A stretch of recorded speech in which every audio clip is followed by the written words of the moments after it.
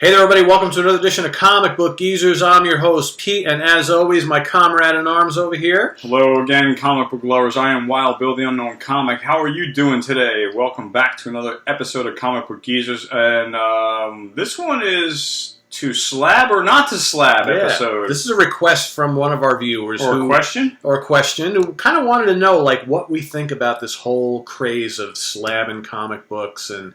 and do we do that? Do we buy slab books? How do we go about choosing what we want to buy? First of all, if you've been a regular watcher, viewer of ours, we're slowly growing. We only have, 325 subscribers? Yeah, almost like 330, yeah. So we don't have a lot of subscribers, and then there's a lot of people that come in. Anyway, the point is, if you've been watching us, you haven't seen us show one slab book yet, have you? No, I don't know. I don't have any. No. I don't have any. No. Did I ever tell you though? I once bought a slab book that I did not know was slab when I purchased it. You know what I did? Sold it? No, I took it out of it and put it in a regular bag and board. Really? Yeah, I was like, well, I want to read this thing. I'm like, what issue was it? I don't even. It was a couple of years ago. I don't even remember what it was. It was something that I paid a decent amount of money for, but I didn't know it was slab. And I was like, and what was the rating? Do you know?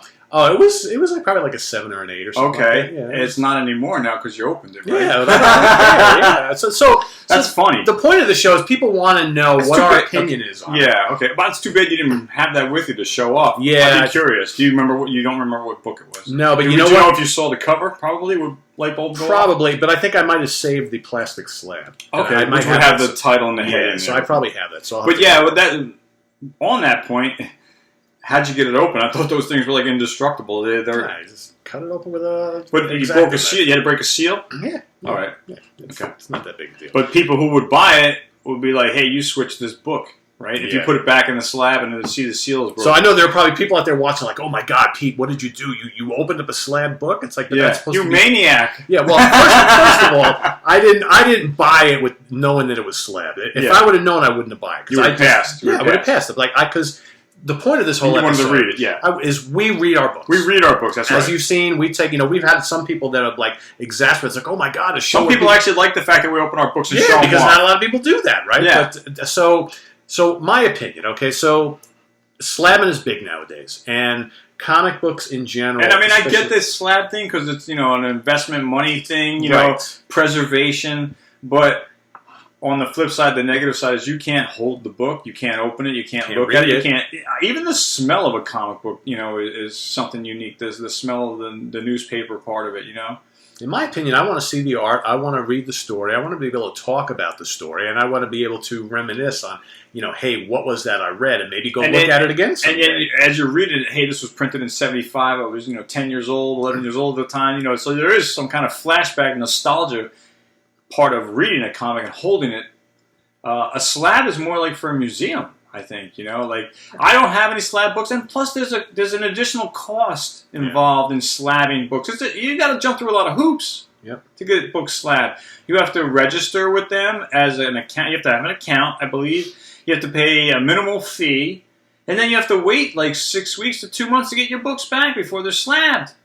And then what do you do with them? But a lot of people who do this, they do it because they want to eventually sell them and make money. And that's the whole purpose of slabbing, from what I understand. It's to make money. Yeah, well, the slab preserves the book. The book. What I'm trying to say is that I can't even think of the words here, but it establishes a price point. Mm-hmm. That book will never fall below a price point because it's been graded. It's been graded 9.0. It's worth X. Okay, today, but it should be worth more. It could go up as time, but it'll never go down. That's the whole thing about a slab and preserving. Like if you've got a book and it's slabbed and it's a 9, it's never going to get damaged and drop down to a 7 or a 3 because it's preserved, it's protected. And I think that's another reason why people want to slab their books.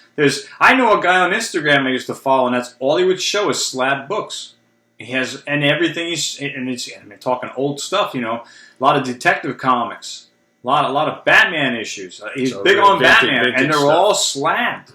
Yeah. He's got other books as well, but everything, that's his thing. And I've never asked him about it, but they look great. But the question is, someone like that, do they know anything about what that book is about? You can find out, but has he read it?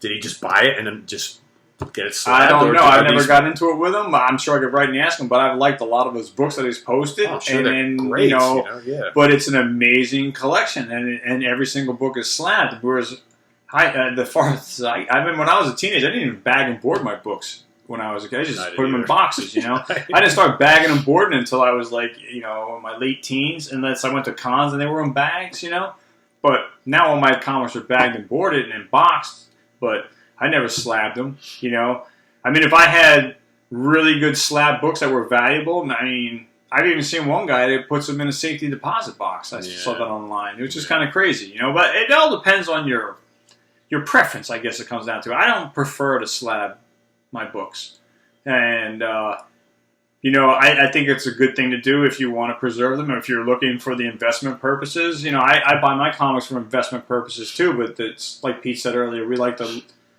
look at them, hold them, you open them up, sift through them, take a look. And let's be real here. If you take good care of the comics that you buy, all right, and you bag and board them and keep them in a nice, safe, cool place in a box, all right, you don't throw them around and stuff like that, they're going to stay preserved pretty nicely. And you know what? When we're both like in our 70s or 80s or what I'll sell them to you then. They're going to be worth a lot of money, right? So, but there's this craze, right, that people, it's got to be slabbed because then it's going to be worth the ultimate amount, and I get it, but to me, there's a lack of enjoyment. And there's two different companies that do it. There's one company, I'm not going into their names, but there's a couple different companies out there, but then you're on a waiting list too, And from what I understand, it's not cheap to do it, And some people send like 40, 50 books out at a time to be graded and slabbed. And then when you send your books out, I've talked about this before. I've had books that have never been opened, and in my mind, they're a 10.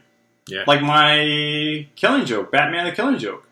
We showed that off recently. I never read it. You lent me the graphic novel reprint version of it, and I read it that way.